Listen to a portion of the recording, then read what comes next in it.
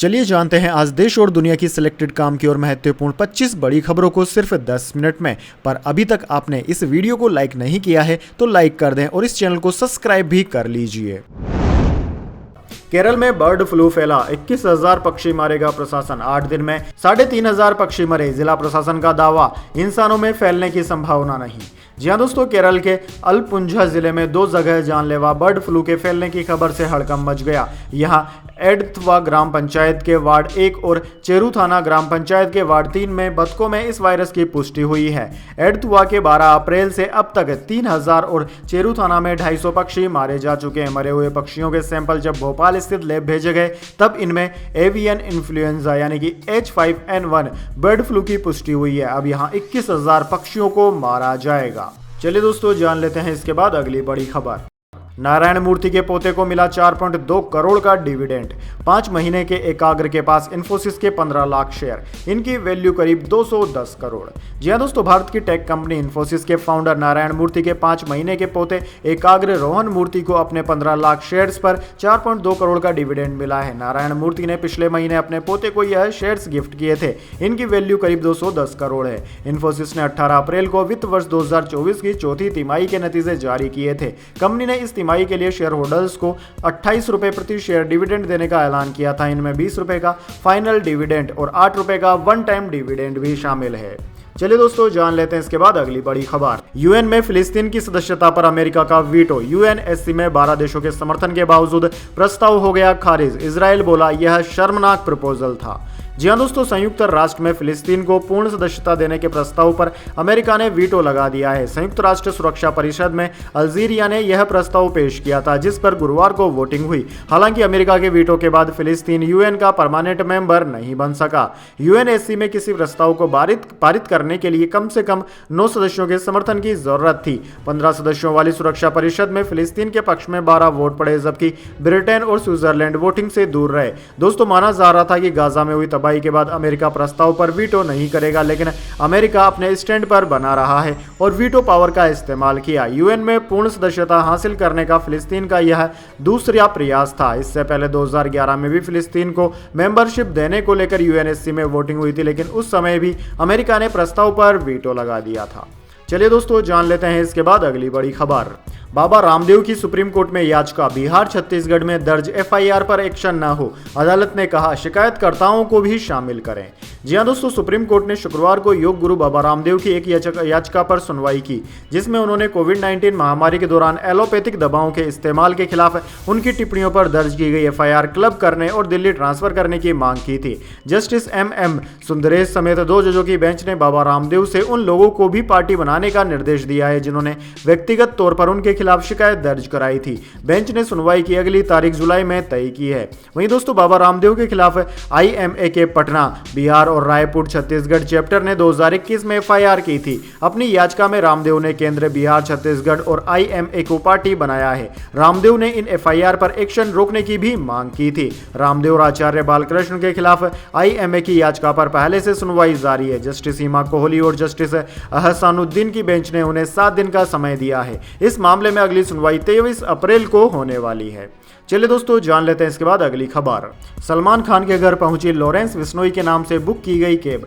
20 साल के आरोपी को यूपी से किया गया गिरफ्तार। जी हां दोस्तों, जब से सलमान खान के घर के बाहर फायरिंग कांड हुआ है, सुपरस्टार लगातार सुर्खियों में बने हुए हैं। इस घटना के बाद मुंबई पुलिस भी काफी अलर्ट हो चुकी है। दोनों अपराधियों को गिरफ्तार करने के बाद पुलिस इस केस से जुड़े रोज नई जानकारी दे रही है। वहीं अब दोस्तों खबर आई है कि मुंबई पुलिस ने गाजियाबाद से एक 20 साल के युवक को गिरफ्तार कर लिया है। इस युवक ने अभिनेता सलमान खान के घर गैलेक्सी अपार्टमेंट के बांद्रा पुलिस स्टेशन पर लॉरेंस बिश्नोई के नाम से ओला कार बुक किया था। ओला कार का ड्राइवर जब सलमान खान के घर गैलेक्सी अपार्टमेंट पहुंचा और वहां के वॉचमैन को बुकिंग के बारे में पूछा तो वॉचमैन पहले दंग रह गए और तुरंत वॉचमैन ने इसकी जानकारी नजदीकी बांद्रा पुलिस को दी। चलिए दोस्तों जान लेते हैं इसके बाद अगली बड़ी खबर। अमरोहा में मोदी ने राहुल अखिलेश गठबंधन पर सवाल उठाए। कहा 2 शहजादों की जोड़ी फिर फिल्म की शूटिंग कर रही, इनका रिजेक्शन पहले हो चुका है। जी हाँ दोस्तों, प्रधानमंत्री मोदी शुक्रवार को अमरोहा पहुंचे। मंच पर ढोलक लेकर उनका स्वागत किया गया। पीएम ने मंच से क्रिकेटर मोहम्मद शमी का नाम लेकर मुस्लिम वोट बैंक को साधने की कोशिश की। उन्होंने फ्लो फिल्म के बहाने राहुल गांधी और अखिलेश यादव पर निशाना साधा। कहा कि यूपी में फिर 2 शहजादों की जोड़ी की फिल्म की शूटिंग चल रही है, जिसका पहले ही रिजेक्शन हो चुका है। हर बार ये लोग परिवारवाद, भ्रष्टाचार और तुष्टीकरण की टोकरी उठाकर यूपी की जनता से वोट मांगने निकल पड़ते हैं। अपने इस अभियान में ये लोग हमारी आस्था पर हमला करने का कोई मौका नहीं छोड़ते। यहाँ से जो कांग्रेस के प्रत्याशी हैं, उन्हें तो भारत माता की जय बोलने में भी परेशानी होती है।